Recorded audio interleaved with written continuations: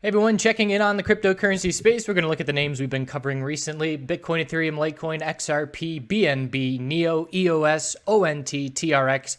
We've got a nice variety of setups out there, some names clearly stronger than others, Litecoin and Binance leading the way for the bulls. We have some really nice tight setups in NEO, XRP, EOS, ONT. We'll look at all of those as well. Those breaks are likely going to be coming within the next 2 to 3 days, I would say. And let's check in with where we stand. So let's start with Litecoin, because Litecoin is what all the bulls want to see. And we had the very similar correlation with Bitcoin, Litecoin, Ethereum on this big red candlestick dump day. And that was only one red day that the bears could put together. They kept the price contained for a while, and now they're easing off a little bit. So this is the scenario where after a lot of volatility, we look for an equilibrium. So we have the high of the bull move, the low of the pullback, and now we're looking for the daily lower high to be set. The more upside that we see before we set that lower high, the more space the bulls have to work with to then form a higher low and see a tightening range. Now, we could see the bulls just straight up break 53.49, but that's a less likely scenario in my opinion, because we are not seeing increasing bull volume as we're heading up to that resistance, and just the fact that we bounced off of 42.40, the odds that we're going to see a 25% move are not entirely likely without tightening up first. So we're going to be watching for the lower high to be set, and then a daily higher low and a tightening range probably into next weekend, another week from now. But this is the ideal setup of what the bulls want to see, because they have clearly broken through their contained sideways range and seen some upside. So if you were looking at LTC on its own on this 4-hour time frame, it would be a clear bull break signal. 46.89 was the resistance level that the bulls needed to break. We then got inside bar. The bulls started showing up with increased bull volume. We broke 46.89. We then back tested and held exponential 4-hour support, and we're just now seeing continuation. So it looks, in hindsight, easy to say, yeah, 46.89 is your bull signal, and you'd be up 4% right now if you made that entry. Obviously, the entire cryptocurrency space as a whole is a bit discouraging and can, add a little bit of hesitation or some unsure action. If you show me the setup and it's a stock in the regular old stock market, I would be confident playing it. You show me the setup and you say it's a cryptocurrency coming straight off of the wild action we've been seeing with the wicks and the bots in the last 4 days specifically, I'm way less confident and way less likely to play that move. So the entire space definitely has an effect on, the psychology of things. And congrats to the bulls that played this Litecoin break and were able to disregard all the wacky action over the last few days. So when we lose the 4-hour uptrend, we'll say our daily lower high has been set. So the new key support is 46.41. Anything above that keeps the bulls in control. And with where we stand on the weekly time frame, we're still just fine. We had that big profit-taking move. It's entirely possible that Bitcoin and Ethereum could just see tightening daily equilibriums that eventually break bullish and then break those weekly resistances more convincingly. So that's a possible setup. And if that is the setup that's going to play out, then Litecoin still has a lot of upside potential. And Litecoin, in my opinion, is clearly the leader, and it's not even really an opinion. It's a fact at this point. As far as technical analysis goes, the standing on the chart is more bullish than both Bitcoin and Ethereum. Look at this weekly exponential, or I should say the weekly 12 and 26 exponential moving averages. If we see those bull cross, look at how much sooner that's going to happen on Litecoin, which has already started curling up. They're closing in on each other, compared to Bitcoin, which is still a very wide gap, and the 12 period hasn't even really started leveling out just yet. So still the equilibrium on Bitcoin that we're watching. So this is where Bitcoin is obviously behind Litecoin. Just comparatively, Litecoin clearly making its way up for the daily lower high. Bitcoin has not started that move yet, and we have a tightening range to be watching on Bitcoin with our high of the bull move, low of the pullback, lower high. And now the bulls are looking for a higher low, potentially being 37.63. We need a little bit more follow through before we call it that higher low. But you can see the 4-hour time frame here just tightening up and waiting for some more clarity. If we're going to see what has happened in the recent past, Litecoin broke bullish on the daily time frame on the most recent run that lasted a week or two. Litecoin broke bullish, then Ethereum had its run, and then Bitcoin was a little bit behind them. So I'm keeping an eye on Ethereum now to be watching for any kind of laggard catch-up play to what we're seeing in Litecoin. And Ethereum has the whole fork thing going on, so a little bit different. But here with Bitcoin, it's all about the tightening range that we're going to keep an eye on. If we were to break this bullish with where Litecoin stands right now, Litecoin could make its way up towards that recent resistance, at least making it towards the low 50s. And what we saw last time is Litecoin was the lead bull, and then it backed off a little bit and it consolidated while the other names caught up. So keeping an eye out for that same scenario.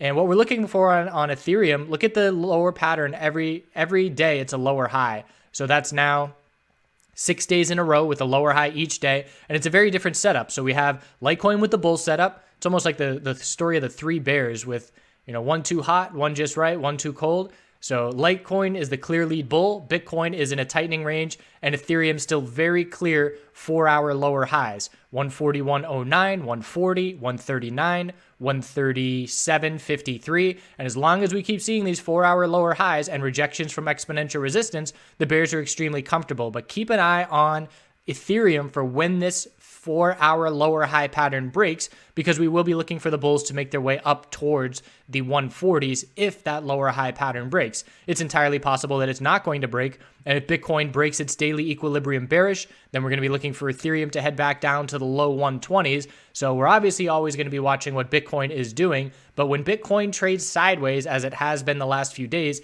that's when the altcoins get some breathing room to do their own thing without the correlation really overriding anything. So keeping an eye on the Ethereum lower highs, watching for the potential laggard play to the Litecoin strength that we've seen. XRP is another great one to watch over the next few days because of this clear tightening pattern. And it's just a high, low on the same candlestick, lower high, higher low, lower high. And we're looking to see if the bulls are now forming the higher low with the low of today on the daily time frame. Looking at it on the 4-hour chart, you can see it a little bit more clearly. So last time we checked in, we were looking for Litecoin to set this lower high, which it has now done, or I should say XRP to set this lower high, which it has now done, and now we need to hold a higher low. So watching for a clear tightening range, and if the bulls can make their way back up towards 325 today, then our higher low on the 4-hour will be set. And again, this pattern is likely going to see a clear break sometime in the next 24 to 36 hours. So keeping an eye on XRP. We also have some other tight patterns to be looking at in just a second, but XRP is definitely at the top of the list for tight patterns due to break. Look at the daily volume, just dropping off day by day by day as we get tighter and tighter. And when we get that clear break, there will be a volume spike associated with it, and that will give us some information in terms of believing the move has follow through behind it. If you're going to see a fake out, usually it does not have volume behind the clear break. Binance is a lead bull. Obviously helps that you can't be shorting it, and that's going to add some extra bullish momentum, and that's the reason that Binance over the last couple months has been a lead bull with its bounce of almost 200% at this point, and an obvious clear shift in momentum that we're not seeing on many other coins. So the daily time frame established just another higher low. We got real tight here down at the base, and then the bulls took off again on increasing bull volume and broke to a higher high. So looking at what that looked like on the 4-hour time frame, it was just, this is why I'm interested in Ethereum. Look at this, the clear lower high, every single candlestick looks very automated, and then it just bottoms out, and then a clear shift to all bulls. So I'm watching for a potential similar clear shift to the Ethereum bulls, but there's no sign of it at this point. So we're watching the 4-hour uptrend, and right now the 4-hour higher low is trying to form at 1080, and if 1080 is that new support level on Binance, that will be the level where if we break 1080, we'll be zooming out and looking for daily higher low to form on consolidation. And when I look at this setup, I say, this looks like it's the 4-hour higher low, but we don't have enough information yet. And the reason I say that is because we haven't started a significant bounce. What I want to see is this candlestick high break, 1131. And if that breaks, that tells me, okay, that's the clear shift in momentum, bouncing off of support, and the bulls trying to see continuation. And that is when I call it a higher low. If we just see every candlestick with a lower high while we consolidate, I consider it that we have not formed that higher low just yet. So it looks likely that we're going to break 1131 and see this as our new 4-hour higher low. It just hasn't happened just yet. And that's how I gauge consolidation and when new support levels are established. So keeping an eye on Binance, as long as it keeps up the 4-hour uptrend, the daily uptrend, clear lead bull in the cryptocurrency space. So NEO's another really tight one, and you can see the last few days, the volume dropping off just like XRP. And if we look at it on the 4-hour time frame to draw out our levels, I would say the most important support level is 855 and 851, a little double low down at the bottom here, and 850. And our most important resistance level, we did have a bit of a fake out here with a big upper wick. We broke 917 resistance, 918 here, but we got no follow through behind it. And you look at the hourly candlestick, and it was an instant rejection and then pullback. And we gave back the entirety of that green candlestick.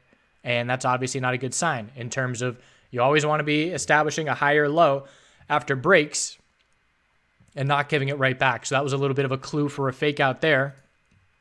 So we have to see a clear bull break of these lower highs with some follow through. And on the daily time frame, it's that 928 resistance that's the most important. So if you're looking at it from a daily perspective, a swing trading perspective, 855 most important support and 928 is the most important resistance. Watching for the volume spike associated with the break when that does happen within the next couple of days. EOS very similar, holding on a little bit better it looks like. And looking at it on the 4-hour time frame, we had a bull break here as well that got no follow through. So broke it by 5 pennies and then instantly gave it back. So we have to be cautious of that. But as far as the daily chart goes, 335 is key support and key resistance is 377 and 379, 2 little tops up there. So we could stay within this tightening range a little bit longer, perhaps, up to even 3 or 4 days, but the volume's dropping off and we're going to look for that volume spike sometime in the next couple days, showing us a clear break is occurring, and the break will very likely be in the same direction that Bitcoin is going to break its daily tightening range. And Bitcoin can easily stay within this range for 3 or 4 days as there is some wide space there. ONTUSD, also tightening up. Most important daily support is 852. Most important resistance is 953, 954 if we're going to round.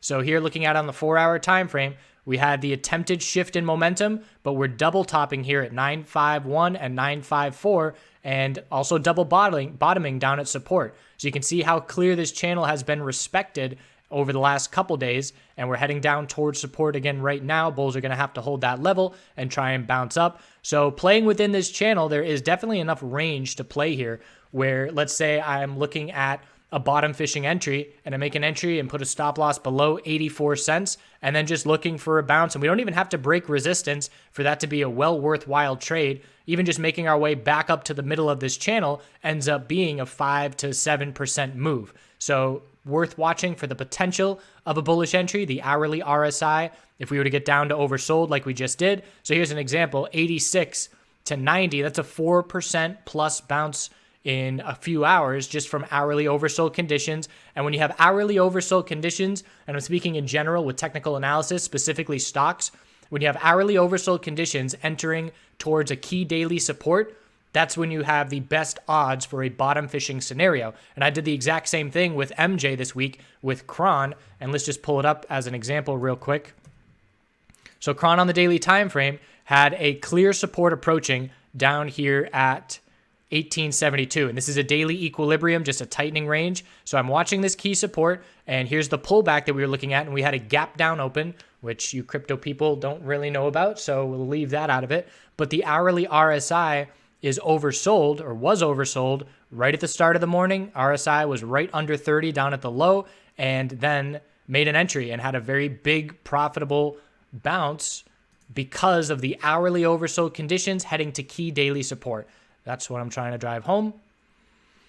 So let's see if that support level can hold for ONT for some more bounce plays. TRX USDT, clearly weaker on the daily time frame compared to everybody else. And the daily RSI is even approaching oversold conditions.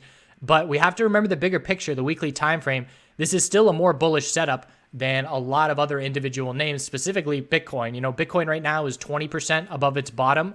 And here we have TRX 100% above its bottom. So yes, we've been consolidating for 5 weeks at this point. It feels long and drawn out. It's on mostly declining volume. We had a little uptick in volume, but some of that was bulls that were rejected. So clearly the bulls are struggling to find their weekly higher low. It has not been set yet. And we are watching for that to be set because we are very likely to form a weekly higher low after the size of this weekly bounce. but patiently waiting for it, and perhaps daily oversold is the point to be looking for an entry to find that weekly high or low. But if we look on the 4-hour time frame, similar to ETH, it's just very clear lower highs, very clear 4-hour exponential resistance rejections. And here we are looking down at the bottom of 0.022 as the only support level nearby. And the 4-hour RSI is oversold as well. So keeping an eye out for daily RSI to potentially get oversold to give us a weekly higher low bounce attempt. But other than that, just patiently waiting, because I don't like bullish entries in either ETH or TRX here, because it's just a very clear downtrend of lower highs. And the bulls have to prove to us that they can break that 4-hour lower high pattern, or otherwise we obviously don't want to be in any kind of bullish position. So a lot to be watching in terms of clear tightening patterns. XRP, we know a clear break is going to be coming, and maybe I will make my first XRP trade here on Coinbase, depending on that break and when it occurs. So I'll be keeping an eye on it, and I hope you have a good rest of your weekend. Got some road trip stories we're going to start working into, and we will check back in when we get some breaks of these tightening ranges. Let's see if Litecoin can continue to hold the lead. Have a great rest of your weekend. We'll see you soon. Do some good things. Shubab. Krabadaba. Thanks again. We'll wrap it up here with story time. I'm going to kick it off with a road trip that I went on. And just to set the stage before we get into it, let's see. At this point in time, I started off with my road tripping career when I was in college, and I watched the movie, oh man, what's it called? Into the Wild. So I watched Into the Wild, and as soon as I saw it, I said, all right, we're going to Yellowstone. I'm trying to adventure. And so with my college buddies, we drove to Yellowstone 36 hours straight to the Badlands in South Dakota, and then to the Yellowstone, and we went out into the bush for 10 days backcountry camping. We had no idea what we were doing in terms of supplies to bring, and we were starved without food out in the backcountry. It was a huge learning experience, and we had such insufficient gear. It was comical looking back upon it, but we were pretty miserable and hungry, sustaining ourselves with ramen noodles after hiking 10 miles a day for 100 miles. So that was fun. After that, I went on a road trip with my buddies after graduating college. I took 2 of them, and we were going around the country to all the national parks. Found out about 2 weeks before the trip that neither of them had ever been camping. So I was pretty much the leader of that excursion and did all the planning and all the driving, and we took my Honda Civic out there. And after that, I had a great experience with them. It was a ton of fun, but there were a lot of times where I was sitting there saying, man, I wish I were by myself, because I would wake up early. I'd be up with the sun, and they'd sleep 2 or 3 hours after that. So I'd have to just be bumming around the campsite waiting for them, when in reality, I wanted to be up and going and on with my day. So definitely appreciated the camaraderie and company and fun that we had, but I wanted to do my own. So I set out on my own many-month road trip around the country in my Honda Civic, living out of my car. And I was also doing it on a budget. So I'm a minimalist at heart my whole life. I always have been conservative with money, conservative with resources.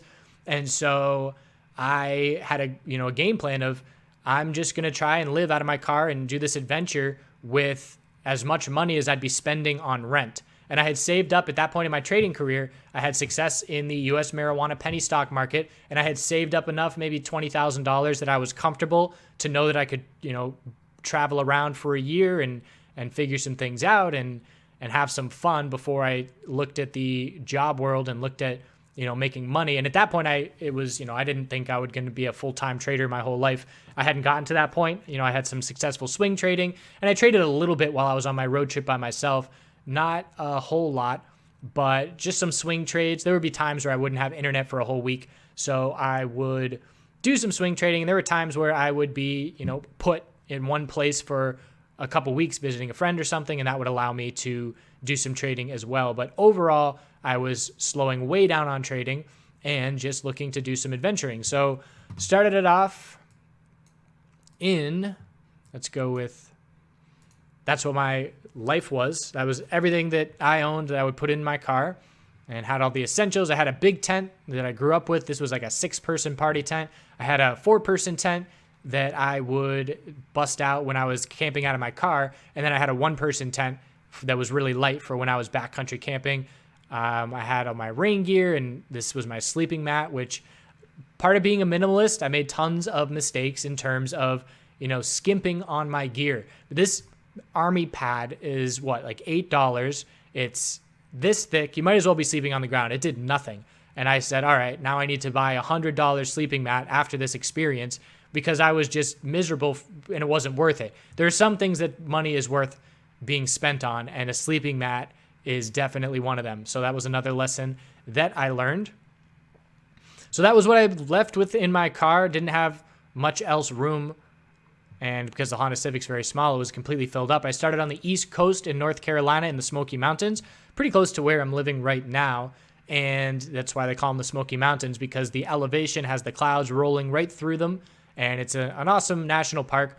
And I got to learn a lot about these national parks in terms of their rules and regulations. Some of them, like Shenandoah Valley in Virginia, is extremely friendly to campers. You get a permit and it pretty much says, don't camp within 100 feet of a road, 100 feet of a trail. And other than that, you can go wherever you want and sleep wherever you want. And I like that because there's so many times where I'm hiking, I'm just walking by a spot and I'm like, oh, that's the spot. I want to camp there. And oftentimes, it's not where your permit designates that you're supposed to go or things like that. So in Smoky Mountain, it's not the best camping. They have one designated campsite for developed camping, and it gets really crowded with a ton of people. And other than that, there's a lot of surrounding areas of national forests, and national forests are a lot more liberal with their rules, and you can pretty much pull off and backcountry camp wherever. There's very little regulation in that regard. So I generally would do that and then, go and hike inside the park, but not really camping in the park. But in this instance, I was. So night one of the road trip, setting off on this excursion, and I was heading out to my campsite a little bit late in the afternoon and close to the evening, actually. I was in a bit of a hurry.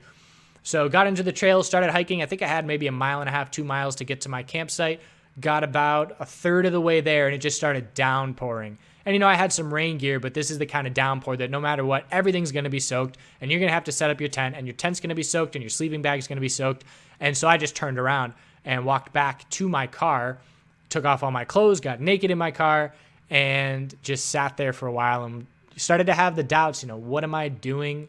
Is this, what, I'm about to do this for a couple months. Can I even do this? Just, all those negative thoughts that just started building, and certainly on the back of having my night number one completely ruined in terms of what I was planning on, and it being pretty much, one of the worst case scenarios of comfortability for that night. So with all that doubt, honestly, I took a hit of ganja and I put on some music, and I've never experienced a more significant, impactful 180-degree turnaround of emotions. Generally, fortunately, I don't really have those negative feelings.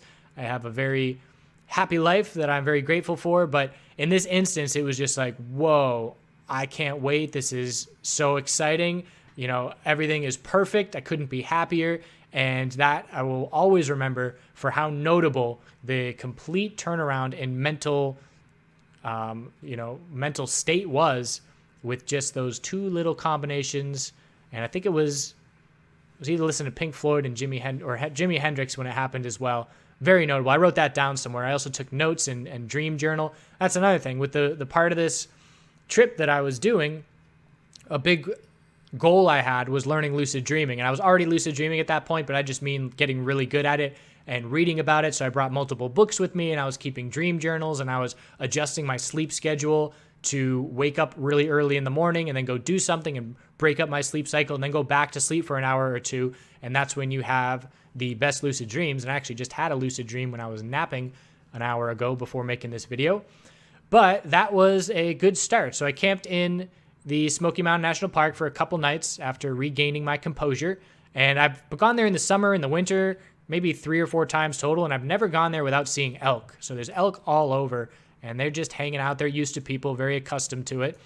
And some nice fungi. What a lot of people don't know is that in Western North Carolina, it's a temperate rainforest.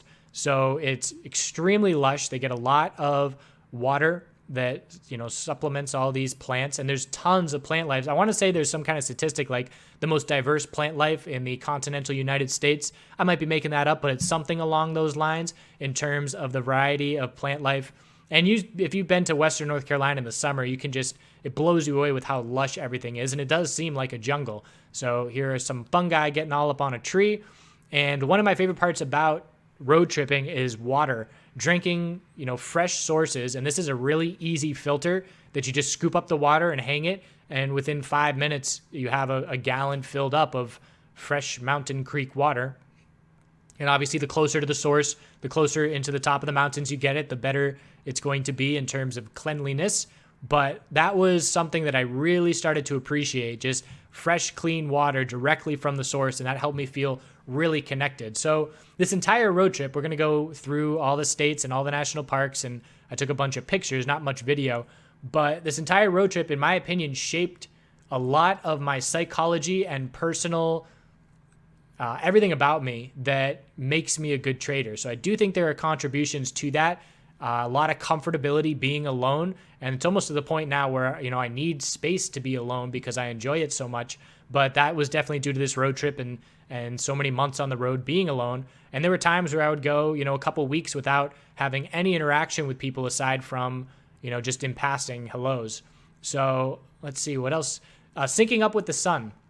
So my entire rhythm changed with the sun, where I was waking up with the sun and going to sleep. If you're by yourself and it's nighttime and pitch black and you're out in the middle of the woods, there's not a whole lot to do. So I would generally go to sleep right as the sun was going down. So that would at times be, 8 o'clock, I'm asleep and I'm awake at a little after 5:30, just as the sky starts changing colors to get sunrise. And I loved that schedule. It felt really on point. Aside and drinking water from the source and waking up with the sun, I felt very connected to the land. And with all the hikes that I ended up doing, it was a wonderful experience that I will continue to share with you all. So thanks for tuning in. Hope you have a great rest of your weekend, and I will see you in tomorrow's video, and we'll take it from there. Do good things. Have a great Friday night. Gonna go see some Empire Strikes Brass funk, New Orleans style.